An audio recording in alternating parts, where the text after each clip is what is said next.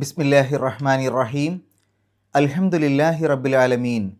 വസല്ലല്ലാഹു അലാ നബീന മുഹമ്മദിൻ വഅലാ ആലിഹി വസ്വഹ്ബിഹി അജ്മഈൻ. അമ്മാ ബഅദ്. പ്രിയമുള്ള ഖുർആൻ പഠിതാക്കളെ, അസ്സലാമു അലൈക്കും വറഹ്മത്തുള്ളാഹി. പരിശുദ്ധ ഖുർആനിൽ ആകെയുള്ള 114 സൂറത്തുകളിൽ 36-ാം സൂറത്തായ സൂറ യാസീനാണ് ഇനി നമുക്ക് പഠിക്കാനുള്ളത്. നബി സല്ലല്ലാഹു അലൈഹി വസല്ലമ മക്കയിൽ ജീവിച്ചിരുന്ന കാലത്ത് അവതരിച്ച സൂറത്താണ് ഈ സൂറത്ത്. അതായത് മക്കിയ ആണ് എന്നർത്ഥം. ആകെ 83 ആയത്തുകളാണ് ഈ സൂറത്തിലുള്ളത്.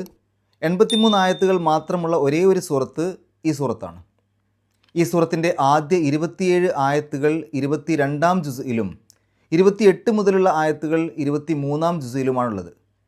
ഈ സൂറത്തിൽ ആകെയുള്ള 83 ആയത്തുകളിൽ 71 ആയത്തുകളും അവസാനിക്കുന്നത് നൂൻ എന്ന ഉച്ചാരണത്തിലാണ്.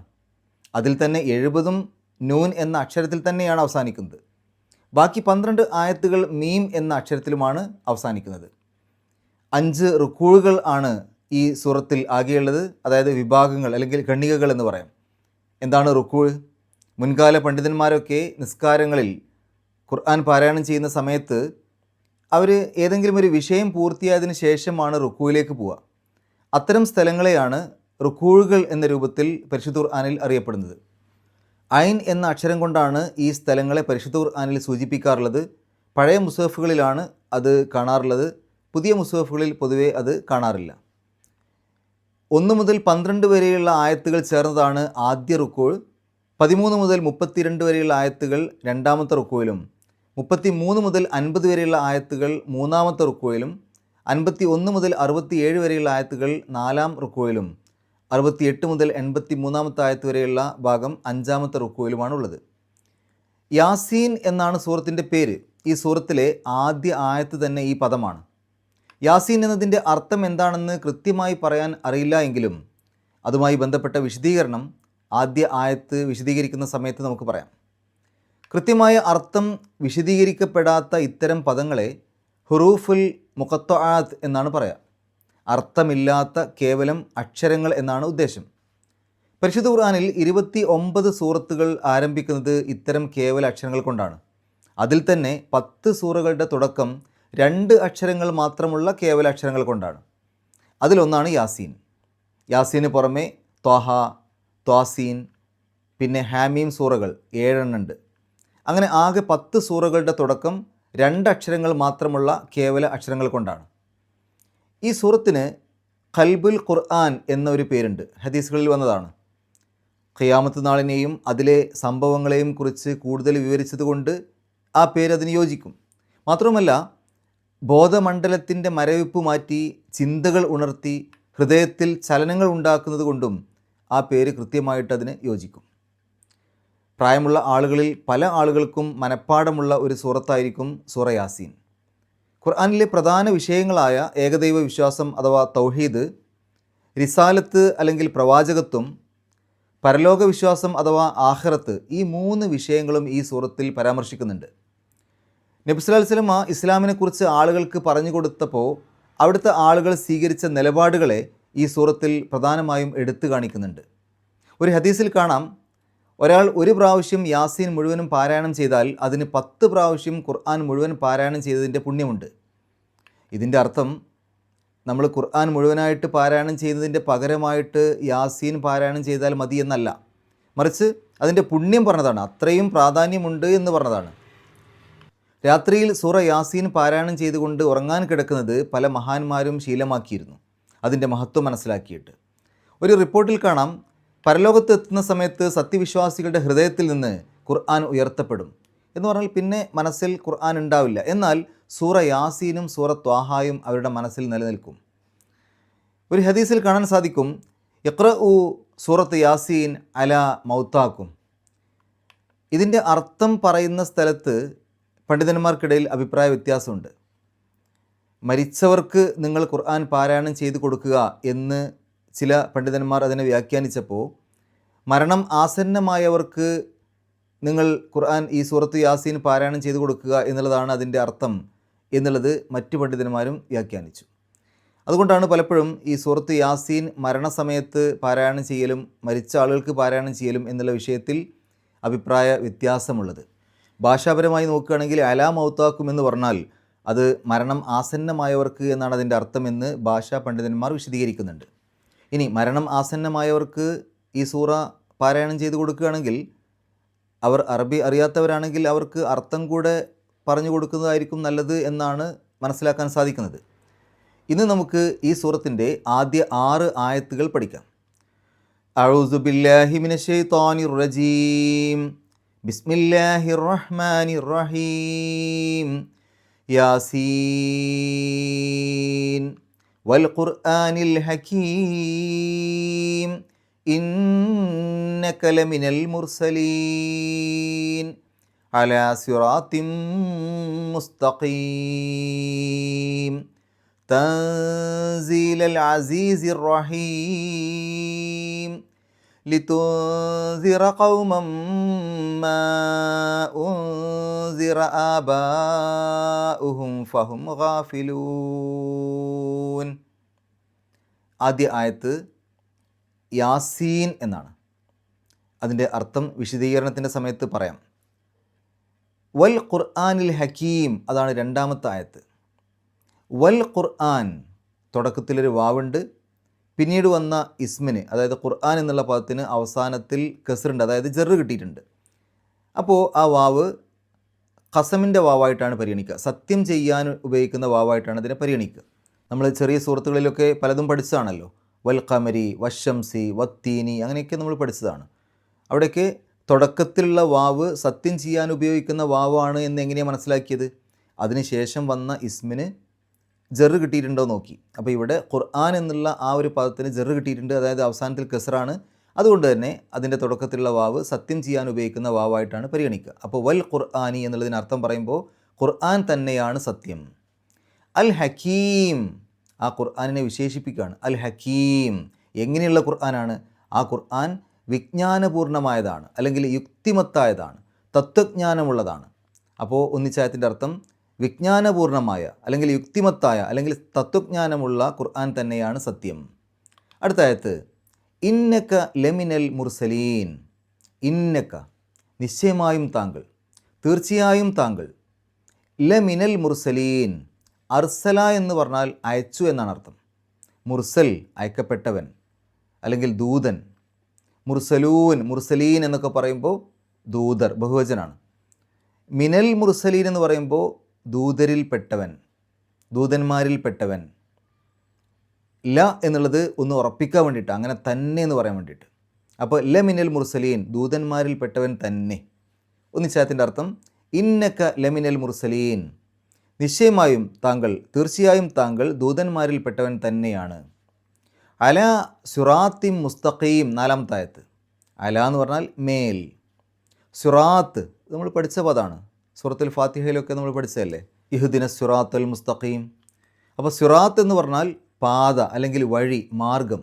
മുസ്തഖീം, എങ്ങനെയുള്ള വഴിയാണ്, എങ്ങനെയുള്ള മാർഗമാണ്? മുസ്തഖീം, നേരായ, ചൊവ്വായ, യാതൊരു തെറ്റുമില്ലാത്ത, ശരിയായ. അപ്പോൾ അലാ സിറാത്തി മുസ്തഖീം, നേരായ, അല്ലെങ്കിൽ ശരിയായ, അല്ലെങ്കിൽ ചൊവ്വായ ഒരു പാതയിൽ, ഒരു വഴിയിലാകുന്നു താങ്കൾ. ആ വഴിയിൻ മേൽ, അവിടെ അല എന്ന് പറഞ്ഞാൽ മേൽ എന്നല്ലേ, അപ്പോൾ വഴിയിൻ മേൽ എന്ന് പറയേണ്ട ആവശ്യമില്ല, വഴിയിൽ ആകുന്നു എന്ന് പറഞ്ഞാൽ മതി. അഞ്ചാമത്തെ ആയത്ത് തൻസീലൽ അസീസി റഹീം. തൻസീല, അവതരിച്ചതാണ്. നസല, ഇറങ്ങി, അൻസല, ഇറക്കി, തൻസീൽ, അവതരിച്ചത്. തൻസീലൽ അസീസി റഹീം, ആരിൽ നിന്നാണ് അവതരിച്ചത്? അൽ അസീസ്. അസീസ് എന്ന് പറഞ്ഞാൽ പ്രതാപവാൻ, അല്ലെങ്കിൽ അജയ്യൻ. അജയ്യൻ എന്ന് പറഞ്ഞാൽ ആർക്കും പരാജയപ്പെടുത്താൻ കഴിയാത്തവൻ, എല്ലാം അതിജയിച്ച് നിൽക്കുന്നവൻ. മാത്രമല്ല അർ റഹീം, കരുണാനിധി, അങ്ങേയറ്റം കരുണ ചൊരിയുന്നവൻ. അപ്പോൾ തൻസീലൽ അസീസി റഹീം, കരുണാനിധിയായ പ്രതാപശാലി അവതരിപ്പിച്ചതാണ് ഇത്. അടുത്ത ആയത്ത് ലി തുൻസിറ ഖൗമം മാ ഉൻസിറ ആബാഉഹും ഫഹും ഗാഫിലൂൻ. ലി തുൻസിറ, അൻസറ എന്ന് പറഞ്ഞാൽ താക്കീത് നൽകി, മുന്നറിയിപ്പ് നൽകി എന്നൊക്കെയാണ്. അത് മാദിയായ പദമാണ്. മാദിയായ പദം എന്ന് പറഞ്ഞാൽ പാസ്റ്റ് ടെൻസ്, അല്ലെങ്കിൽ ഭൂതകാലക്രിയ, കഴിഞ്ഞ കാലത്ത് സംഭവിച്ചൊരു കാര്യം പറയുന്ന രൂപം. അതിൻ്റെ മുതാരി എന്ന് പറഞ്ഞാൽ ഇപ്പോൾ നടക്കുന്നത്, അല്ലെങ്കിൽ വരാൻ പോകുന്നത്, വർത്തമാനകാലക്രിയ, അല്ലെങ്കിൽ ഭാവി കാലക്രിയ, പ്രസൻറ്റ് അല്ലെങ്കിൽ ഫ്യൂച്ചർ. യുൻസിറു, തുൻസിറു, അങ്ങനെയൊക്കെയാണ് വരിക. യുൻസിറു എന്ന് പറഞ്ഞാൽ അവൻ താക്കീത് നൽകും, അവൻ താക്കീത് നൽകുന്നു. തുൻസിറു എന്നാണെങ്കിൽ നീ താക്കീത് നൽകും, നീ താക്കീത് നൽകുന്നു. അതിൻ്റെ മുമ്പിൽ ലി വരുമ്പോൾ ലി തുൻസിറ, നീ താക്കീത് നൽകാൻ, അല്ലെങ്കിൽ താങ്കൾ താക്കീത് നൽകാൻ. ഇവിടെ നബി സല്ലല്ലാഹു അലൈഹി വസല്ലമയോട് ആയതുകൊണ്ട് താങ്കൾ താക്കീത് നൽകാൻ. ആർക്ക്? ഖൗമൻ, ഒരു ജനതക്ക്. ഒരു ജനതക്ക് താങ്കൾ താക്കീത് നൽകാൻ, അല്ലെങ്കിൽ ഒരു ജനതയെ താങ്കൾ താക്കീത് നൽകാൻ. എന്താണ് അവരുടെ പ്രത്യേകത? മാ ഉൻസിറ ആബാഉഹും. മാ ഉൻസിറ, ഉൻസിറ എന്ന് പറഞ്ഞാൽ അത് അൻസറ എന്നുള്ളതിൻ്റെ മജ്ഹൂൽ രൂപമാണ്. അൻസറ എന്ന് പറഞ്ഞാൽ താക്കീത് നൽകി, ഉൻസിറ താക്കീത് നൽകപ്പെട്ടു. അപ്പോൾ അത് ആരെന്ന് പറയാതെ താക്കീത് നൽകപ്പെട്ടു. മാ ഉൻസിറ, താക്കീത് നൽകപ്പെട്ടിട്ടില്ല, അല്ലെങ്കിൽ അതിന് താക്കീത് നൽകപ്പെട്ടത് എന്നർത്ഥം കൊടുക്കാം. മാ എന്നുള്ളതിന് അവിടെ ഇല്ല, അല്ല എന്നുള്ള അർത്ഥവും കൊടുക്കുക, അല്ലെങ്കിൽ അത് എന്നുള്ള അർത്ഥവും കൊടുക്കുക. അപ്പോൾ മാ ഉൻസിറ, താക്കീത് നൽകപ്പെട്ടത് എന്നർത്ഥം കൊടുക്കുക. മാ ഉൻസിറ, താക്കീത് നൽകപ്പെട്ടിട്ടില്ല എന്നർത്ഥം കൊടുക്കുക. ആബാ ഉഹും, അവരുടെ പിതാക്കൾക്ക്. അബുൻ എന്നുള്ളതിൻ്റെ ബഹുവചനമാണ് ആബാ. അബുൻ പിതാവ്, ആബാ പിതാക്കൾ. ആബാ ഉഹും അവരുടെ പിതാക്കൾ, അവരുടെ പൂർവികർ എന്നൊക്കെ അർത്ഥമുണ്ട്. ഫഹും ഗാഫിലൂൻ. ഫഹും, ഹും എന്ന് പറഞ്ഞാൽ അവർ. ഫഹും, അവർ ആകട്ടെ, അല്ലെങ്കിൽ അതുകൊണ്ട് അവർ. ഗാഫിലൂൻ, ഗാഫിൽ എന്ന് പറഞ്ഞാൽ അശ്രദ്ധൻ എന്നാണ്. ഗാഫിലൂൻ, അശ്രദ്ധർ. ഫഹും ഗാഫിലൂൻ, അതിനാൽ അവർ അശ്രദ്ധരാണ്, അല്ലെങ്കിൽ അവരാകട്ടെ അശ്രദ്ധരാണ്. ഒന്നിച്ചായത്തിൻ്റെ അർത്ഥം ലി തുൻസിറ ഖൗമം മാ ഉൻസിറ ആബാഉഹും ഫഹും ഗാഫിലൂൻ. പിതാക്കൾക്ക് താക്കീത് നൽകപ്പെട്ടിട്ടില്ലാത്ത ഒരു ജനതക്ക് താങ്കൾ താക്കീത് നൽകുവാൻ വേണ്ടിയാണത്, അവരാകട്ടെ അശ്രദ്ധരാകുന്നു. അല്ലെങ്കിൽ അതിന് മറ്റൊരർത്ഥം, പിതാക്കൾക്ക് താക്കീത് നൽകിയ ഒരു ജനതക്ക് താങ്കൾ അതേ താക്കീത് നൽകുവാൻ വേണ്ടിയാണത്, അവരാകട്ടെ അശ്രദ്ധരാകുന്നു. അപ്പോൾ ഇതാണ് ഈ 6 ആയത്തുകളുടെ പദങ്ങൾ. അതിൻ്റെ അർത്ഥം നമ്മൾ മനസ്സിലാക്കി. ഇനി നമുക്ക് വിശദീകരണത്തിലേക്ക് പോവാം. ആദ്യ ആയത്ത് യാസീൻ എന്നാണ്. യാസീൻ എന്നതുകൊണ്ട് ഉദ്ദേശിക്കുന്നത് എന്താണെന്ന് നബി സല്ലല്ലാഹു അലൈഹി വസല്ലമ പറഞ്ഞു തന്നതായി എവിടെയും കാണുന്നില്ല. പണ്ഡിതന്മാർ ഈ വാക്കിൻ്റെ ഉദ്ദേശത്തെക്കുറിച്ച് പല അഭിപ്രായങ്ങളും പറഞ്ഞിട്ടുണ്ട്. യാ എന്നത് വിളിക്കാൻ ഉപയോഗിക്കുന്ന ഒരു പദമാണ്. സീൻ എന്നാൽ ഇൻസാൻ, അതായത് മനുഷ്യൻ എന്നാണ്. അപ്പോൾ യാസീൻ എന്ന് പറയുമ്പോൾ യാ ഇൻസാൻ, ഹേ മനുഷ്യ എന്നാണ് എന്നത് ഒരു വിശദീകരണമാണ്. ഇനി സീൻ എന്നുള്ളതിന് സയ്യിദ് എന്നാണ് ഉദ്ദേശം. അതുകൊണ്ട് തന്നെ യാ സീൻ എന്ന് പറയുമ്പോൾ യാ സയ്യിദ്, സയ്യിദ് എന്ന് പറഞ്ഞാൽ നേതാവ്, നേതാവേ എന്നാണ് അതുകൊണ്ട് ഉദ്ദേശിക്കുന്നത് എന്ന് മറ്റൊരു വിശദീകരണമുണ്ട്. യാസീൻ എന്ന് പറഞ്ഞാൽ യാ ഉനൈസീൻ, ഉനൈസീൻ എന്ന് പറഞ്ഞാൽ കൊച്ചു മനുഷ്യർ. അപ്പോൾ യാ ഉനൈസീൻ, കൊച്ചു മനുഷ്യരെ, അതായത് അള്ളാഹുവിൻ്റെ ഈ ഭൂലോകത്ത് ജീവിക്കുന്ന സമയത്ത് മനുഷ്യരെന്ന് പറഞ്ഞാൽ വളരെ ദുർബലരാണ്, അവർക്ക് വലിയ കഴിവുകളൊന്നുമില്ല. അപ്പോൾ അതുകൊണ്ട് അള്ളാഹുവിൻ്റെ ആ കഴിവും അള്ളാഹുവിൻ്റെ ഈ ലോകവും വെച്ച് നോക്കുമ്പോൾ മനുഷ്യർ വളരെ ചെറിയവരാണ്. അപ്പോൾ കൊച്ചു മനുഷ്യരെ എന്നുള്ള ഒരു വിളിയാണ് അതുകൊണ്ട് ഉദ്ദേശിക്കുന്നത് എന്ന് മറ്റൊരു വിശദീകരണം. ഇനി യാസീൻ എന്ന് പറഞ്ഞാൽ മാന്യരേ എന്നുള്ള ഒരു വിളിയാണ് എന്നാണ് മറ്റൊരു വിശദീകരണം. യാസീൻ എന്നത് നബി സല്ലല്ലാഹു അലൈഹി വസല്ലമയുടെ ഒരു പേരാണ് എന്ന വിശദീകരണമുണ്ട്. ഹദീസിൽ കാണാൻ സാധിക്കും, അള്ളാഹു 7 നാമങ്ങൾ കൊണ്ട് എന്നെ ഖുർആനിൽ വിളിച്ചിട്ടുണ്ട് എന്ന് പ്രവാചകൻ സല്ലല്ലാഹു അലൈഹി വസല്ലമ പറഞ്ഞതായിട്ട്. മുഹമ്മദ്, അഹമ്മദ്, ത്വാഹ, യാസീൻ, അൽ മുസമ്മിൽ, അൽ മുദ്ദസിർ, അബ്ദുള്ള എന്നീ പേരുകളാണ് ആ 7 പേരുകൾ. എന്നാൽ നമ്മൾ ചിന്തിക്കേണ്ട മറ്റൊരു കാര്യമുണ്ട്. ഈ ഒരു സൂറത്ത് സ്വഹാബിമാർക്ക് പറഞ്ഞു കൊടുത്തപ്പോൾ അവർ ആരും ഇതിൻ്റെ അർത്ഥത്തെക്കുറിച്ച് ചോദിക്കാതിരുന്നത് എന്തുകൊണ്ടായിരിക്കും? ആരെങ്കിലും യാസീൻ എന്നാൽ എന്താണ് എന്ന് പ്രവാചകരെ എന്ന് ചോദിച്ചതായും അതിന് നബി സല്ലല്ലാഹു അലൈഹി വസല്ലമ നൽകിയ മറുപടിയൊന്നും ഒരു റിപ്പോർട്ടിലും ഇല്ലാത്തത് എന്തുകൊണ്ടാവും? സ്വഹാബിമാരുടെ സ്വഭാവം വെച്ച് നോക്കുമ്പോൾ അവർക്ക് മനസ്സിലാകാത്ത ഒരു കാര്യം അവർ അപ്പപ്പോൾ ചോദിക്കുമല്ലോ, അങ്ങനെയുള്ള അവർ. അപ്പോൾ ഇതിൽ നിന്ന് മനസ്സിലാകുന്നത് ഈ യാസീൻ എന്നുള്ളതിൻ്റെ അർത്ഥം അവിടെയുള്ള എല്ലാവർക്കും അറിയാമായിരുന്നു എന്നല്ലേ, അല്ലെങ്കിൽ അവർ ചോദിക്കുമല്ലോ. അപ്പോൾ സാധാരണഗതിയിൽ ഇതിന് അർത്ഥമില്ല എന്ന് പറയുന്നുണ്ടെങ്കിലും നമുക്ക് മനസ്സിലാക്കാൻ സാധിക്കുന്ന ഒരു സത്യം, സ്വഹാബിമാർക്ക് എല്ലാവർക്കും ഇതിൻ്റെ അർത്ഥം മനസ്സിലായതുകൊണ്ടായിരിക്കും അവർ അതെന്താണ് എന്ന് ചോദിക്കാതിരുന്നത്. അപ്പോൾ സാധാരണഗതിയിൽ ഇത്തരം അർത്ഥമില്ല എന്ന് നമ്മൾ പറയാറുള്ള ഇത്തരം പദങ്ങൾക്ക് ശേഷം വന്ന ആയത്ത് നോക്കുകയാണെങ്കിൽ ഒന്നുകിൽ ഖുർആനിനെക്കുറിച്ചോ അല്ലെങ്കിൽ അതീവ ഗൗരവമുള്ള ചില വിഷയങ്ങളോ ആയിരിക്കും ഇത്തരം പദങ്ങൾ വന്നതിന് ശേഷം വരുന്നത്. അധിക സ്ഥലങ്ങളിലും ഖുർആനിനെ കുറിച്ചാണ് പറഞ്ഞത്. യാസീൻ വൽ ഖുർആനിൽ ഹക്കീം, അലിഫ് ലാം മീം, സാലിക്കൽ കിതാബ്, അങ്ങനെ ഈ ഒരു കേവല അക്ഷരങ്ങൾ വന്നതിന് ശേഷം പിന്നീടുള്ള ആയത്തുകളൊക്കെ ഖുർആനിനെക്കുറിച്ചോ അല്ലെങ്കിൽ അതീവ ഗൗരവമുള്ള വിഷയങ്ങളെക്കുറിച്ചോ ആണ് വരുന്നത്.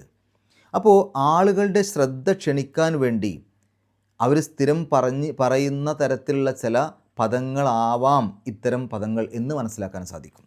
അതുകൊണ്ട് തന്നെ ചില പണ്ഡിതർ ഇതിനെ വിശേഷിപ്പിച്ചത് ആളുകളുടെ ശ്രദ്ധ ക്ഷണിക്കാൻ വേണ്ടി വളരെ ഗൗരവമുള്ള ഒരു വിഷയം പറയുമ്പോൾ, ഖുർആനിനെ കുറിച്ചൊക്കെ പറയുമ്പോൾ എല്ലാവരുടെയും ശ്രദ്ധ കൃത്യമായി ഇതിലേക്ക് ക്ഷണിക്കാൻ വേണ്ടി ഉപയോഗിക്കുന്ന ഒരു പദമായിട്ട് ഇതിനെ പരിചയപ്പെടുത്തിയവരും ഉണ്ട്. ഇനി രണ്ടാമത്തെ ആയത്തിൽ അള്ളാഹു പറയുന്നത് വൽ ഖുർആനിൽ ഹക്കീം, വിജ്ഞാനപൂർണമായ യുക്തിമത്തായ തത്വജ്ഞാനമുള്ള ഖുർആൻ തന്നെയാണ് സത്യം.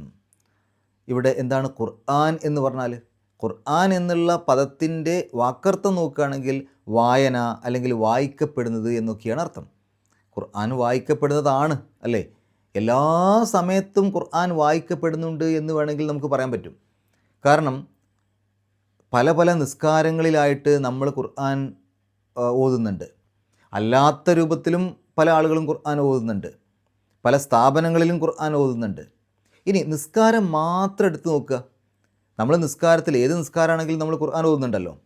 നമ്മളുടെ നിസ്കാര സമയമായിരിക്കുമോ നമ്മളുടെ തൊട്ടടുത്ത പ്രദേശത്തുള്ള ആളുകളുടെ നിസ്കാര സമയം? ഇപ്പോൾ നമ്മൾ ളുഹുർ നിസ്കരിക്കുന്ന സമയത്തായിരിക്കുമോ അവർ നിസ്കരിക്കുക? അല്ലല്ലോ, കുറച്ച് മാറ്റം ഉണ്ടാവും. അങ്ങനെ ഓരോ രാജ്യം കഴിഞ്ഞ് പോകുമ്പോൾ ഓരോ സമയത്ത് മാറി മാറി വരും.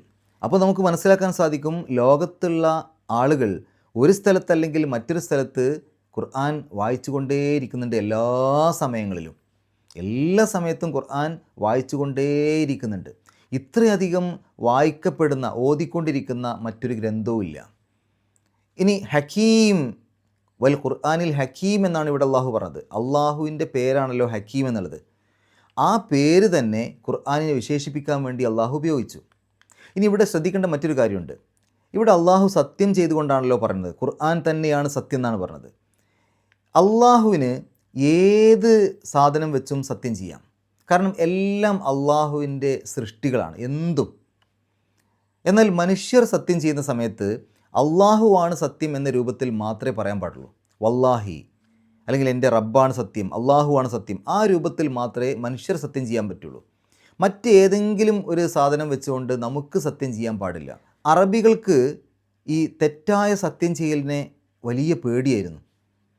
അങ്ങനെ എന്തെങ്കിലും ഒരു കാര്യം വെച്ചുകൊണ്ട് തെറ്റായ രൂപത്തിൽ സത്യം ചെയ്തു കഴിഞ്ഞാൽ വലിയ നാശമുണ്ടാകുമെന്ന് അവർ ഭയപ്പെട്ടിരുന്നു.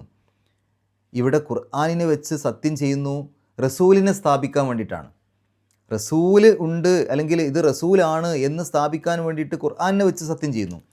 അപ്പോൾ ആ അറബികൾ പരിഗണിച്ചതനുസരിച്ച് ഈ സത്യം ചെയ്യലെങ്ങാനും തെറ്റാണെങ്കിൽ ഈ ഖുർആനും നശിക്കും, ആ പ്രവാചകനും നശിക്കും. പക്ഷേ അതല്ലല്ലോ സംഭവിച്ചത്. ആ ഖുർആനിൻ്റെ ആശയങ്ങൾ വളരുകയാണ് ചെയ്തത്. പ്രവാചകൻ പറഞ്ഞ കാര്യങ്ങളെല്ലാം കൂടുതൽ വളരുകയാണ് ചെയ്തത്. അപ്പോൾ അവരുടെ അത്രയധികം സത്യം ചെയ്യലിനെ അവർ പ്രാധാന്യത്തോടു കൂടി കണ്ടിരുന്നു. സത്യം ചെയ്യുന്നതെങ്ങാനും തെറ്റായി കഴിഞ്ഞാൽ അത് വലിയ നാശമുണ്ടാക്കുമെന്നൊക്കെ വിചാരിച്ചിരുന്നു അവർ. അപ്പോൾ അതുകൊണ്ട് തന്നെ അത്രയധികം സത്യം ചെയ്യലിന് പ്രാധാന്യം കൊടുത്ത അവരുടെ മുമ്പിലേക്ക് തന്നെയാണ് ഈ ഖുർആനിനെ വെച്ചുകൊണ്ട് അള്ളാഹു സത്യം ചെയ്തുകൊണ്ട് പറയുന്നത്, തീർച്ചയായും താങ്കൾ ദൂതന്മാരിൽ പെട്ടവൻ തന്നെയാണ്. ഇങ്ങനെ അള്ളാഹു പറയുന്നത് തീർച്ചയായും താങ്കൾ ദൂതന്മാരിൽ പെട്ടവൻ തന്നെയാണ് എന്ന് പറയാനുള്ള കാരണം നബി സല്ലല്ലാഹു അലൈഹി വസല്ലമയ്ക്ക് സംശയമുള്ളതുകൊണ്ടല്ല, ഞാൻ ദൂതൻ തന്നെയാണോ എന്ന് സംശയമുള്ളതുകൊണ്ടല്ല, മറിച്ച് അള്ളാഹു ആ ഒരു ആശ്വാസം നൽകുകയാണ്. അവിടെയുള്ള ആളുകളൊക്കെ എതിർത്തുകൊണ്ടിരിക്കുമ്പോൾ പ്രവാചകരെ താങ്കൾ സങ്കടപ്പെടേണ്ട, താങ്കൾ അതൊന്നും കാര്യമാക്കണ്ട, താങ്കൾ അള്ളാഹുവിൻ്റെ ദൂതനാണല്ലോ, താങ്കൾ അള്ളാഹുവിൻ്റെ ദൂതൻ തന്നെയാണല്ലോ, അതുകൊണ്ട് താങ്കൾ ഇത്തരം കാര്യങ്ങളൊന്നും അത്ര ഗൗരവത്തിലെടുക്കേണ്ടതില്ല, അവർ എതിർത്തോട്ടെ, താങ്കളുടെ ഈ ഒരു ദൗത്യം നിറവേറ്റണം എന്ന രൂപത്തിൽ അള്ളാഹു ഒരു പിന്തുണ കൊടുക്കുകയാണ്, ഒരു ആശ്വാസമാണ്.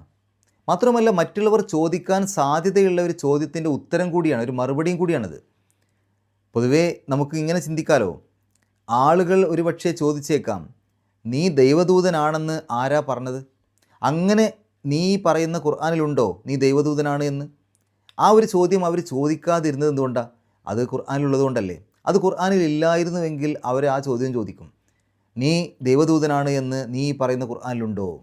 അപ്പോൾ ഇവിടെ അത് സ്ഥാപിക്കുകയാണ്, ഖുർആനിൽ തന്നെ സ്ഥാപിക്കുകയാണ് പ്രവാചകൻ സല്ലല്ലാഹു അലൈഹി വസല്ലം അള്ളാഹുവിൻ്റെ ദൂതനാണ് എന്നുള്ള കാര്യം. ഈ 2-3 ആയത്തുകൾ ഒരുമിച്ചെടുത്ത് നോക്കുകയാണെങ്കിൽ നമുക്ക് മനസ്സിലാക്കാൻ സാധിക്കും അതിൻ്റെ അർത്ഥം. താങ്കൾ ദൈവദൂതൻ ആണെന്നതിന് ഈ ഖുർആൻ തന്നെ തെളിവാണ് എന്നർത്ഥം. ഈ ഖുർആൻ ആഴത്തിൽ മനസ്സിലാക്കുകയാണെങ്കിൽ, ഈ ഖുർആനിലെ ആശയങ്ങൾ ശരിക്കൊന്ന് മനസ്സിലാക്കുകയാണെങ്കിൽ താങ്കൾ ദൈവദൂതൻ ആണ് എന്നുള്ളത് ആർക്കും മനസ്സിലാകും. ആർക്കും അതിനെ എതിർക്കാൻ കഴിയില്ല. ഈ ഖുർആൻ തന്നെ അതിന് തെളിവാണ്.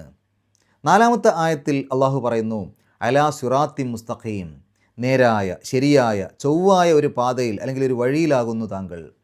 നോക്കൂ നിങ്ങൾ, നമ്മളെല്ലാവരും ദിവസേന ചുരുങ്ങിയത് 17 തവണ അള്ളാഹുവിനോട് ചോദിക്കുന്നുണ്ട് നമ്മെ നേരായ മാർഗത്തിൽ നയിക്കാൻ, അല്ലേ? ഓരോ നിസ്കാരത്തിലും 17 തവണ ഏറ്റവും ചുരുങ്ങിയത് ഇഹ്ദിന സിറാത്തൽ മുസ്തഖീം, ഞങ്ങളെ നീ നേരായ മാർഗത്തിൽ നയിക്കണമേ എന്ന്. പക്ഷേ ഇവിടെ നോക്കൂ നിങ്ങൾ, അള്ളാഹു അങ്ങോട്ട് സർട്ടിഫിക്കറ്റ് കൊടുക്കുക. നമ്മളെല്ലാ നിസ്കാരത്തിലും അള്ളാഹുവിനോട് ചോദിക്കുകയാണ് ഞങ്ങളെ നേരായ മാർഗത്തിലാക്കണേന്ന്. പക്ഷേ ഇവിടെ പ്രവാചകൻ സല്ലല്ലാഹു അലൈഹി വസല്ലമയ്ക്ക് അള്ളാഹു സർട്ടിഫിക്കറ്റ് അങ്ങോട്ട് കൊടുക്കുകയാണ്, താങ്കൾ നേരായ മാർഗത്തിലാണ് എന്നുള്ളത്. വല്ലാത്തൊരു സന്തോഷമുള്ള കാര്യമല്ലേ അത്. 5-ാമത്തെ ആയത്തിൽ അള്ളാഹു പറയുന്നു, കരുണാനിധിയായ പ്രതാപശാലി അവതരിപ്പിച്ചതാണിത് എന്ന്. അപ്പോൾ ഇത് സാധാരണ ഒരാൾ പറയുന്ന ഉപദേശമല്ല. സാധാരണ ആരെങ്കിലുമൊക്കെ പറയുന്നൊരു ഉപദേശം പോലെ നിങ്ങളിതിനെ കാണാൻ പാടില്ല. ഇഷ്ടമുണ്ടെങ്കിൽ സ്വീകരിച്ചാൽ മതി, ഇല്ലെങ്കിൽ വേണ്ട, കുഴപ്പമൊന്നുമില്ല എന്ന ലാഘവത്തിൽ എടുക്കാനുള്ള വിഷയമല്ല ഇത്. ഇത് അജയ്യനായ സൃഷ്ടാവ് നൽകുന്ന ഉപദേശമാണ്. അതായത് എല്ലാറ്റിനും കഴിവുള്ളവൻ, ആർക്കും പരാജയപ്പെടുത്താൻ സാധിക്കാത്തവൻ, അങ്ങനെയുള്ള അജയ്യനായ സൃഷ്ടാവ് നൽകുന്ന ഉപദേശമാണിത്. ഇത് സ്വീകരിക്കാത്തവർക്ക് ശിക്ഷ നൽകാൻ കഴിവുള്ളവനാണ് അവനെന്നർത്ഥം. ഇത് അവതരിപ്പിച്ചത് തികച്ചും സൃഷ്ടാവ് മാത്രമാണ്. പ്രവാചകൻ സല്ലല്ലാഹു അലൈഹി വസല്ലം അടക്കം ഒരാളുടെയും ഇടപെടൽ ഇതിലില്ല എന്നതും ഈ ആയത്ത് വ്യക്തമാക്കുന്നുണ്ട്. കാരണം ഇത് തീർച്ചയായിട്ടും പരമകാരുണികനായ സൃഷ്ടാവ്, ആ പരമകാരുണികനായ പ്രതാപശാലി അവതരിപ്പിച്ചതാണ്. അല്ലാതെ ഇത് മറ്റാരും അവതരിപ്പിച്ചതല്ല, പ്രവാചകൻ സല്ലല്ലാഹു അലൈഹി വസല്ലം പോലും അവതരിപ്പിച്ചതല്ല. ഇത് അള്ളാഹു അവതരിപ്പിച്ചത് തന്നെയാണ് എന്ന് വ്യക്തമാക്കുകയാണ്. അവിടെ കരുണാനിധിയായ അള്ളാഹു എന്ന് എടുത്തു പറയുന്നുണ്ട്. അവിടെ നമുക്ക് അള്ളാഹു കരുണാനിധിയാണ് എന്നുള്ള ആ ഒരു സ്ഥാപിക്കലോടൊപ്പം തന്നെ റസൂലിനെ അയച്ചത് അള്ളാഹു കാണിച്ച ഒരു കാരുണ്യമാണ് എന്നുകൂടെ ചേർത്ത് മനസ്സിലാക്കാൻ സാധിക്കും. 6-ാമത്തെ ആയത്തിൽ അള്ളാഹു പറയുന്നു, പിതാക്കൾക്ക് താക്കീത് നൽകപ്പെട്ടിട്ടില്ലാത്ത ഒരു ജനതയ്ക്ക് താങ്കൾ താക്കീത് നൽകുവാൻ വേണ്ടിയാണ് ഇത് അവതരിപ്പിച്ചത് എന്ന്. അവരാകട്ടെ അശ്രദ്ധരാകുന്നു. ഈ പിതാക്കൾക്ക് താക്കീത് നൽകപ്പെടാത്ത ജനത എന്നുള്ളതുകൊണ്ട് എന്താ ഉദ്ദേശിക്കുന്നത്? നബി സല്ലല്ലാഹു അലൈഹി വസല്ലമയ്ക്ക് മുമ്പ് അടുത്ത കാലത്തൊന്നും അവരിൽ പ്രവാചകന്മാർ നിയോഗിക്കപ്പെട്ടിട്ടില്ലായിരുന്നു. എപ്പോഴാണ് ശരിക്കും ഒരു പ്രവാചകനെ നിയോഗിക്കുക? ഒരു പ്രവാചകൻ വന്ന് ആ പ്രവാചകൻ പറഞ്ഞ കാര്യങ്ങൾ പൂർണ്ണമായും ആ സന്ദേശം മാഞ്ഞു പോവുക, അല്ലെങ്കിൽ അദ്ദേഹം പറഞ്ഞ കാര്യങ്ങളിൽ ആളുകൾ മാറ്റത്തിരുത്തലുകൾ വരുത്തുക, ആ സമയത്തൊക്കെയാണ് പുതിയ പ്രവാചകനെ, മറ്റൊരു പ്രവാചകനെ അള്ളാഹു നിയോഗിക്കുക. അതുവരെ ആ ഒരു ആദ്യം വന്ന പ്രവാചകൻ പറഞ്ഞ കാര്യങ്ങൾ നിലനിൽക്കുന്നിടത്തോളം കാലം ആ കാലഘട്ടങ്ങളിലൊക്കെ അവരതനുസരിച്ച് ജീവിക്കണം. അപ്പോൾ അവരിലേക്ക് മറ്റ് പ്രവാചകന്മാർ വരേണ്ട ആവശ്യമില്ല. അതുകൊണ്ട് തന്നെ നമ്മൾ ഏതെങ്കിലും ഒരു സമൂഹം എടുത്തു നോക്കിയാൽ ആ സമൂഹത്തിലേക്ക് പ്രവാചകന്മാരെ ഒന്നും അയച്ചിട്ടില്ല എന്ന് കാണുകയാണെങ്കിൽ അതിൻ്റെ അർത്ഥം അതിൻ്റെ മുമ്പ് വന്ന പ്രവാചകന്മാർ, അവരുടെ പൂർവ്വപിതാക്കൾക്ക് പ്രവാചകന്മാർ വന്നപ്പോൾ അവർ പറഞ്ഞ കാര്യങ്ങളൊക്കെ അവിടെ നിലനിൽക്കുന്നുണ്ടാവും. അപ്പോൾ പിന്നെ മറ്റൊരു പ്രവാചകൻ്റെ ആവശ്യമില്ല. ഒരു താക്കീതുകാരനെ അയക്കാത്ത ഒരു സമൂഹവും കഴിഞ്ഞു പോയിട്ടില്ല എന്ന് പറയുമ്പോൾ നമ്മൾ മനസ്സിലാക്കേണ്ട ഒരു കാര്യം, എല്ലാ സമൂഹത്തിലേക്കും താക്കീതുകാരൻ ചെന്നു എന്നുള്ള രൂപത്തിലല്ല. ഒരു താക്കീതുകാരൻ, ഒരു പ്രവാചകൻ ചെന്നു കഴിഞ്ഞാൽ അദ്ദേഹത്തിൻ്റെ ആശയങ്ങൾ നിലനിൽക്കുന്നിടത്തോളം കാലം പിന്നെ മറ്റൊരു പ്രവാചകനെ അയക്കൂല. ആ ആശയങ്ങൾ നശിച്ചു പോവുകയോ അല്ലെങ്കിൽ ആ ആശയങ്ങളിൽ ആളുകൾ മാറ്റത്തിരുത്തലുകൾ വരുത്തുകയോ ചെയ്യുമ്പോഴാണ് പുതിയൊരു പ്രവാചകനെ നിയോഗിക്കുക. ഈ ആയത്തിൽ അള്ളാഹു പറയുന്നത്, ഇവരുടെ പിതാക്കൾക്ക് താക്കീതുകാരനെ അയച്ചിട്ടില്ല, ഇവർ അശ്രദ്ധയിലാണ്.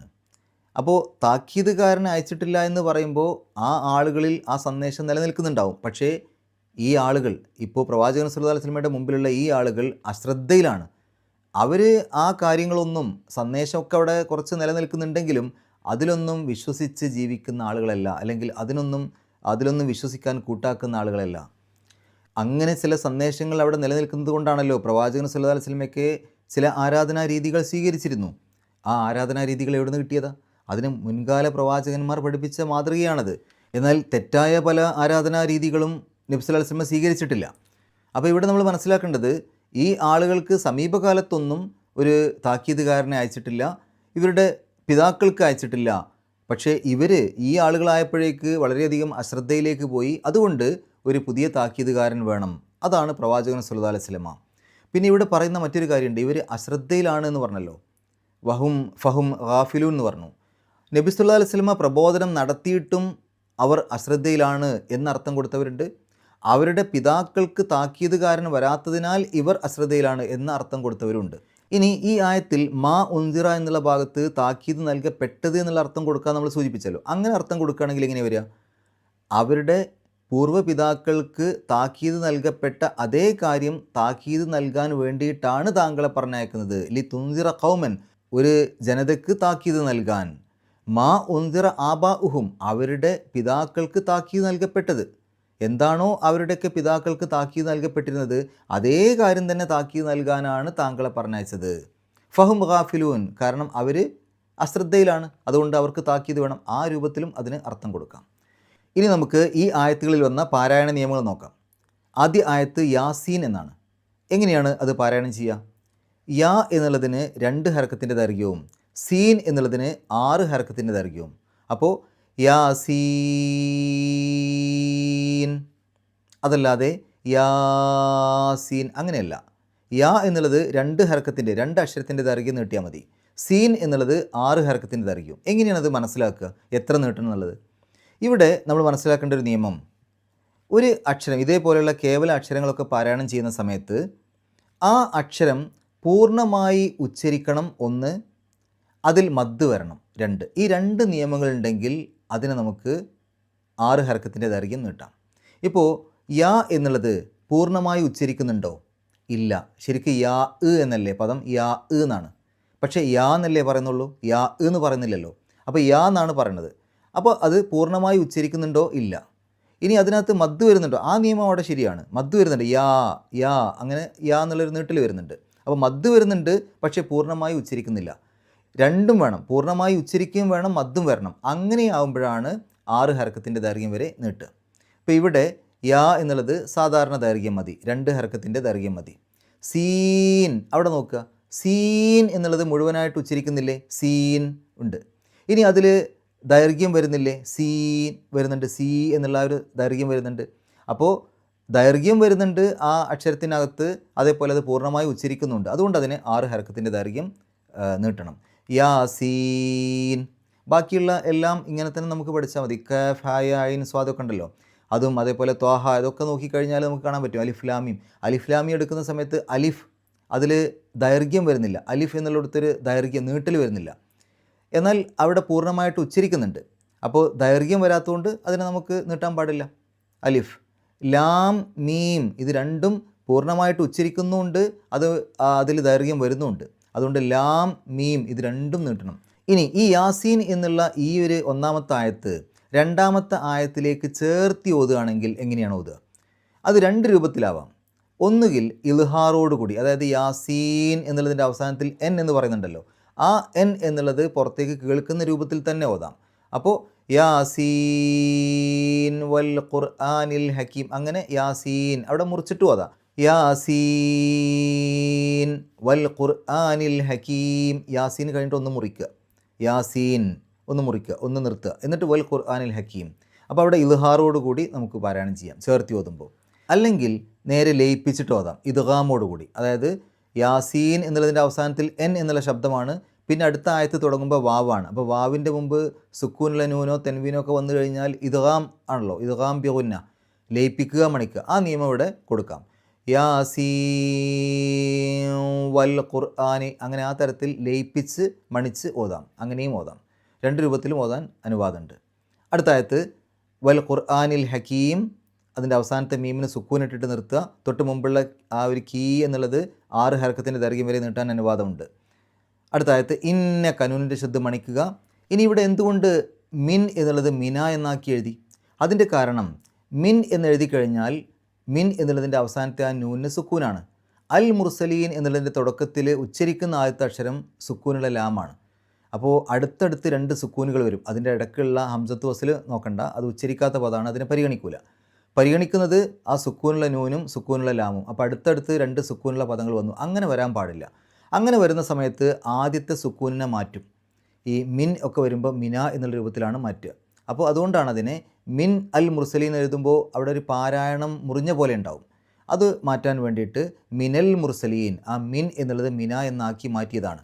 ആ നിയമത്തിൻ്റെ പേര് ഇൽത്തിഖാ ഉസാക്കിനൈൻ, 2 സുക്കൂനുകൾ കണ്ടുമുട്ടുക എന്നാണ് ആ നിയമത്തിൻ്റെ പേര്. മിനൽ മുർസലീൻ, അവസാനത്തെ നൂനിന് സുക്കൂന്, തൊട്ട് മുമ്പുള്ള നീട്ടൽ 6 ഹർക്കത്തിൻ്റെ ദൈർഘ്യം വരെ ആവാം. അലാ സിറാത്തിൻ മുസ്തഖീം, സിറാത്തിൻ എന്നുള്ളതിൻ്റെ അവസാനത്തിൽ തൻവീനാണ്, ശേഷം മീമാണ്. മീമിൻ്റെ മുമ്പ് തൻവീന് വരുമ്പോൾ ആ തൻവീനിനെ മീമിലേക്ക് ലയിപ്പിക്കുക, മണിക്കുക, ഇദ്ഗാം ബിഗുന്ന. അപ്പോൾ സിറാത്തിൻ മുസ്തഖീം. അടുത്ത ആയത്ത് ആ മുസ്തഖീം എന്നുള്ളതിൻ്റെ അവസാനത്തെ മീമിന് സുക്കൂന്, തൊട്ട് മുമ്പുള്ള നീട്ടൽ 6 ഹർക്കത്തിൻ്റെ ദൈർഘ്യം വരെ ആവാം. തൻസീൽ അൽ അസീസ് റഹീം, തൻസീല, സായിൻ്റെ മുമ്പ് സുക്കൂനുള്ള നൂന് വന്നു, ഇഖ്ഫാ ചെയ്യുക, മറച്ചു വെച്ചുകൊണ്ട് മണിക്കുക, അല്ലെങ്കിൽ അവ്യക്തമാക്കി മണിക്കുക. അപ്പോൾ തെൻ എന്ന് പറയില്ല, തൻസീല, തൻസീല, തൻസീൽ അൽ അസീസ് റഹീം. അവസാനത്തെ മീമിന് സുക്കൂന്, തൊട്ട് മുമ്പുള്ള നീട്ടൽ 6 ഹർക്കത്തിൻ്റെ ദൈർഘ്യം. ഈ തൊട്ട് മുമ്പുള്ള നീട്ടൽ 6 ഹർക്കത്തിൻ്റെ ദൈർഘ്യം എന്ന് ഇവിടെയൊക്കെ പറയുമ്പോൾ നമ്മൾ മനസ്സിലാക്കേണ്ടത് എന്താണ്? അത് മദ് ആരിലാണ്. ആ നിയമം നമുക്കറിയാവുന്നത് കൊണ്ട് ഇടയ്ക്കൊക്കെ നമ്മളത് സൂചിപ്പിക്കാറുള്ളൂ. അപ്പോൾ ഇവിടെ മദ് ആരിൽ എന്ന് പറഞ്ഞാൽ എന്താണ്? അവസാനം ഒരു പാരായണം നിർത്തുന്ന ഭാഗത്ത് നമ്മളായിട്ട് സുക്കൂന് കൊടുക്കുകയാണെങ്കിൽ അതിന് തൊട്ട് മുമ്പുള്ള നീട്ടലിനെയാണ് മദ് ആരിലായിട്ട് പരിഗണിക്കുക. അത് 6 ഹർക്കത്തിൻ്റെ ദൈർഘ്യം വരെ ആവാം, നിർബന്ധമല്ല. ഇപ്പോൾ ഇവിടെ റഹീം എന്നൊക്കെ പറയുമ്പോൾ അതിൻ്റെ അവസാനത്തെ മീമിന് നമ്മളായിട്ട് സുക്കൂന് കൊടുക്കുകയാണ്. അവിടെ ശരിക്കും സുക്കൂനല്ല, നമ്മൾ സുക്കൂന് കൊടുക്കുകയാണ്. അങ്ങനെ നമ്മളായിട്ട് സുക്കൂന് കൊടുത്ത് പാരായണം നിർത്തുന്ന ഒരു സ്ഥലത്ത് അതിൻ്റെ തൊട്ട് മുമ്പ് നീട്ടലാണെങ്കിൽ, ഇപ്പോൾ അവിടെ ഹീ എന്നുള്ള നീട്ടലാണ്, അത് 6 ഹർക്കത്തിൻ്റെ ദൈർഘ്യം വരെ ആവാം. അതാണ് മദ് ആരിൽ. അടുത്ത ആയത്ത് ലിതുൻസിറ, ദാലിൻ്റെ മുമ്പ് സുക്കൂനിലെ നൂന് വന്നു, ഇഖ്ഫാ ചെയ്യുക, മറച്ചു വെച്ചുകൊണ്ട് മണിക്കുക, അവ്യക്തമാക്കി മണിക്കുക. ലിതുൻസിറ ഖൗമൻ മാ, ഖൗമൻ അവിടെ തൻവീൻ വന്നു, ഖൗമൻ എന്നുള്ളതിൻ്റെ അവസാനത്തിൽ തൻവീനാണ്, ശേഷം മീമാണ്. ആ ഒരു തൻവീനിനെ അല്ലെങ്കിൽ തൻവീനിലെ നൂനിൻ്റെ ശബ്ദത്തെ തൊട്ടടുത്ത മീമിലേക്ക് ലയിപ്പിക്കുക, മണിക്കുക, ഇദ്ഗാം ബിഗുന്ന. ഖൗമമ്മ, ഖൗമമ്മ. ഉൻസിറ, നേരത്തെ പറഞ്ഞ പോലെ ഇവിടെയും ഇഖ്ഫാ, ആ ഒരു ലിതുൻസിറ പറഞ്ഞ പോലെ ഇവിടെയും അതേപോലെ തന്നെ നിയമം. ഉൻസിറ, മാ ഉൻസിറ. ആബാഉഹും, അവിടെ ആ ബാ എന്നുള്ള നീട്ടലിനെ 4-5 ഹർക്കത്തിൻ്റെ ദൈർഘ്യം നീട്ടൽ നിർബന്ധമാണ്. എന്താണ് കാരണം? അവിടെ ബാ എന്നുള്ള നീട്ടലിന് ശേഷം ഉ എന്നുള്ളത് ഹംസയാണ്. അതൊരു വാവിൻ്റെ മേലിട്ട് കഴിഞ്ഞാലും അത് ഹംസ തന്നെയാണ് കേട്ടോ. ഹംസ എന്നുള്ളത് യാഇൻ്റെ മേലെയോ അലിഫിൻ്റെ മേലെയോ വാവിൻ്റെ മേലെയൊക്കെ ഇടും. അപ്പോൾ ഇതും ഹംസ തന്നെയാണ്. അപ്പോൾ അവിടെ നമ്മൾ മനസ്സിലാക്കേണ്ടത് മദ്ദിന് ശേഷം ഹംസ വന്നു ഒരേ പദത്തിൻ്റെ ഉള്ളിൽ. മദ്ദിന് ശേഷം ഹംസ വരുന്നത് ഒരേ പദത്തിൻ്റെ ഉള്ളിലാണെങ്കിൽ അതിനെ മദ് മുത്തസിൽ എന്ന് പറയും. 4-5 ഹർക്കത്തിൻ്റെ ദൈർഘ്യം നീട്ടൽ നിർബന്ധമാണ്. അതേസമയത്ത് ഈ നീട്ടലും ഹംസയും അടുത്തടുത്ത് വന്നത് വ്യത്യസ്ത പദങ്ങളിലാണെങ്കിൽ 4-5 ഹർക്കത്തിൻ്റെ ദൈർഘ്യം നീട്ടാൻ അനുവാദമുണ്ട്, നിർബന്ധമല്ല. അത് മദ് മുൻഫസിൽ എന്നാണ് പറയുക. ഇവിടെ മദ് മുത്തസിലാണ്, നിർബന്ധമാണ് 4-5 ഹർക്കത്തിൻ്റെ ദൈർഘ്യം നീട്ടണം.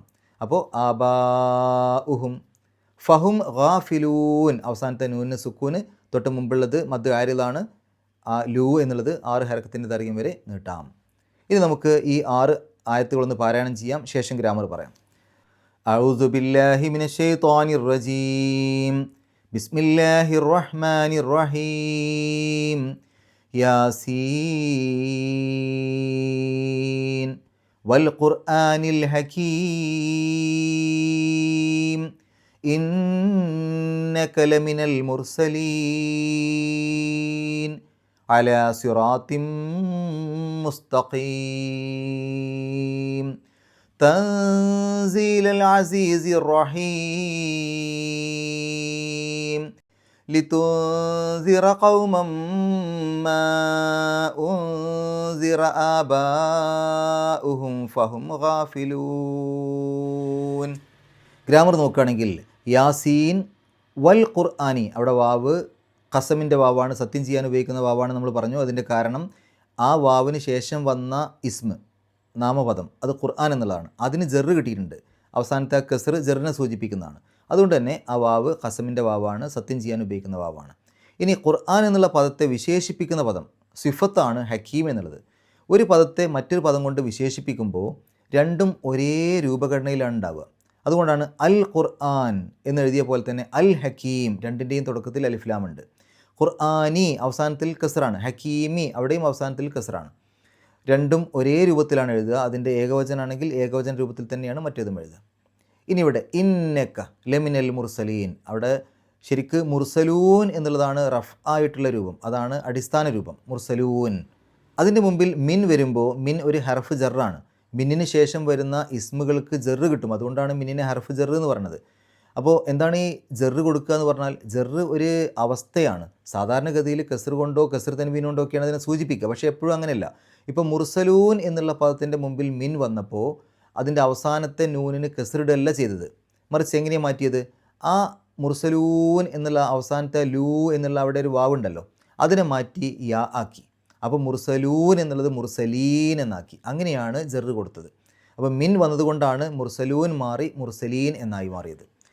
അടുത്തായത് അലാ സിറാത്തിൻ. അവിടെ അല എന്നുള്ളതും ഹർഫ് ജറാണ്. അലയ്ക്ക് ശേഷം വരുന്ന ഇസ്മുകൾക്ക് ജെറ് കിട്ടും. അതുകൊണ്ടാണ് സിറാത്തിൻ. അതിൻ്റെ അവസാനത്തിൽ കസ്ർ തൻവീനിട്ട് എഴുതിയിട്ടുണ്ട്. അപ്പോൾ സാധാരണഗതിയിൽ ജെറ് എന്ന് പറഞ്ഞാൽ ഏറ്റവും കൂടുതലായിട്ട് നമുക്ക് കാണുക കസ്ർ കൊണ്ടോ കസ്ർ തൻവീൻ കൊണ്ടോ ആണ് സൂചിപ്പിക്കുക. അപ്പോൾ ഇവിടെ നമുക്ക് സിറാത്തിൻ അതിൻ്റെ അവസാനത്തിൽ ആ ഒരു കസ്ർ തൻവീൻ കിട്ടാനുള്ള കാരണം അല വന്നതുകൊണ്ടാണ്. ഇനി ആ സിറാത്തിൻ എന്നുള്ളതിനെ വിശേഷിപ്പിക്കുന്ന പദമാണ് മുസ്തഖീം. അതുകൊണ്ട് തന്നെ രണ്ടും ഒരേ രൂപത്തിൽ എഴുതണം. സിറാത്തിൻ അവസാനത്തിൽ കസ്ർ തൻവീൻ, മുസ്തഖീമിൻ അതിൻ്റെ അവസാനത്തിലും കസ്ർ തൻവീൻ. അലിഫ്ലാമില്ല രണ്ടിടത്തും. അടുത്ത ആയത്ത് തൻസീൽ അൽ അസീസ് റഹീം. ഇവിടെ അസീസ് എന്നുള്ള പദത്തെ വിശേഷിപ്പിക്കുന്ന പദം സിഫത്താണ്, റഹീം എന്നുള്ളത്. രണ്ടും ഒരേ രൂപത്തിലാണ് എഴുതിയിട്ടുണ്ടാവുക. അൽ അസീസി അർ റഹീമി, രണ്ടിൻ്റെയും തുടക്കത്തിൽ അലിഫ്ലാം ഉണ്ട്. അസീസി എന്ന് പറയുമ്പോൾ അതിൻ്റെ അവസാനത്തിൽ കസ്റാണ്. അർ റഹീമി എന്ന് പറയുമ്പോൾ അതിൻ്റെ അവസാനത്തിലും കസ്റാണ്. അല്ലെങ്കിൽ രണ്ടിനും ജെറ് കിട്ടിയിട്ടുണ്ട്. അടുത്ത ആയത്ത് ലി തുൻസിറ. ഇവിടെ തുൻസിറു എന്നുള്ളതാണ് മുദാരിയായിട്ടുള്ള ക്രിയ. അതിൻ്റെ മുമ്പിൽ ലീ വരുമ്പോൾ ആ മുദാരിയായിട്ടുള്ള ക്രിയക്ക് നെസ്ബ് കിട്ടുമെന്നാണ് പറയുക. ശരിക്കും അവിടെ ലീക്ക് ശേഷം ഒരു അൻ ഒളിഞ്ഞിരിക്കുന്നുണ്ട് എന്നാണ് പറയുക. ലി അൻ തുൻസിറ എന്നാണ്. താക്കീത് നൽകാൻ വേണ്ടി. ശരിക്കും ലീ എന്ന് പറഞ്ഞാൽ വേണ്ടി എന്നല്ലേ. ലി തുൻസിറ താങ്കൾ താക്കീത് നൽകാൻ വേണ്ടി. അപ്പോൾ ആൻ എന്നൊരു അർത്ഥം അവിടെ ഒളിഞ്ഞിരിക്കുന്നുണ്ടല്ലോ, ആ അന്നിൻ്റെ അർത്ഥമാണത്. അപ്പോൾ ലി അൻ തുൻസിറ എന്നുള്ള പോലെ അൻ വന്നു കഴിഞ്ഞാൽ എന്തായാലും മുദാരിയായിട്ടുള്ള ക്രിയക്ക് നെസ്ബാണല്ലോ കിട്ടുക. അപ്പോൾ ഈ ഒരു ലീ വരുമ്പോൾ ലി തുൻസിറ അൻ അവിടെ ഒളിഞ്ഞിരിക്കുന്നുണ്ട് നമ്മൾ മനസ്സിലാക്കുക. ഖൗമൻ ഒരു ജനതക്ക്. അപ്പോൾ അത് മഫൂലും ബിഹിയാണ്, ഒബ്ജക്റ്റാണ്, കർമ്മമാണ്. മഫൂലും ബിഹിക്ക് എപ്പോഴും ഇറാബ് നെസ്ബായിരിക്കും. അതുകൊണ്ടാണ് ഖൗമൻ എന്നെഴുതിയത്. മാ ഉൻസിറ ആബാഉഹും. അവിടെ ഉൻസിറ എന്നുള്ളത് മജ്ഹൂൽ രൂപമാണ്. മജ്ഹൂൽ രൂപം ഉപയോഗിക്കുമ്പോൾ അതിന് ഫാഇൽ ഉണ്ടാവില്ല. ആരാണ് ആ പ്രവൃത്തി ചെയ്തു എന്നുള്ളത് പറയില്ല. പകരം മഫൂലും ബിഹിയുടെ സ്ഥാനത്തുണ്ടായിരുന്ന പദത്തെ ഫായിലിൻ്റെ സ്ഥാനത്തേക്കാണ് കയറ്റിയിരുത്തും. അപ്പോൾ അതിനെ നായിബ് ഫായിൽ എന്ന് പറയും. ഇപ്പോൾ ഇവിടെ ആബാ ഉഹും എന്നുള്ളത് നായിബ് ഫായിലാണ്. ശരിക്കും സാധാരണ ഒരു വാചകമായിട്ട് പറയുമ്പോൾ മഫൂലും ബിയുടെ സ്ഥാനത്താണ് ആബാ വരേണ്ടത്. പക്ഷേ ആ ഫായിലിനെ ഒഴിവാക്കിയപ്പോൾ ഫായിലിൻ്റെ സ്ഥാനത്തേക്ക് ഈ മഫൂലും ബിയുടെ സ്ഥാനത്തുണ്ടായിരുന്ന ആബാഇനങ്ങ് ഇരുത്തി. അപ്പോൾ അത് ആ ഫായിലിൻ്റെ രൂപത്തിൽ തന്നെയാണ് ഉണ്ടാവുക. അതായത് ആബാ ഉ റഫ് കിട്ടിയ രൂപത്തിൽ. ആബാ ആ എന്നല്ലല്ലോ, ആബാ ഉ എന്നല്ലേ, റഫ് കിട്ടിയ രൂപത്തിലാണ് ഉണ്ടാവുക. അതിന് നായിബ് ഫായിൽ എന്നാണ് പറയുക. ഈ മജ്ഹൂൽ ക്രിയകൾക്ക് ശേഷം വരുന്ന ഇത്തരം പദങ്ങളെയാണ് നായിബ് ഫായിൽ എന്ന് പറഞ്ഞത്. ഫഹും ഗാഫിലൂൻ. അവിടെ ഹും എന്നുള്ളത് മുബ്തദാണ്, ഗാഫിലൂൻ എന്നുള്ളത് ഖബറാണ്. ഒരു ചെറിയ വാചകം. ഹും ഗാഫിലൂൻ മുബ്തദും ഖബറും ചേർന്ന ഒരു ചെറിയ വാചകമാണത്. ഇത്രയും കാര്യങ്ങളാണ് ഈ ആയത്തുകളിലൂടെ നമ്മൾ മനസ്സിലാക്കേണ്ടത്.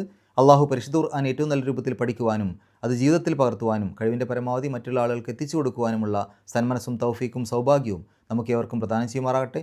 വാഹൃദവാൻ അൽഹംദുലില്ലാഹി റബ്ബിൽ ആലമീൻ. അസ്സലാമു അലൈക്കും വറഹ്മത്തുള്ളാഹി.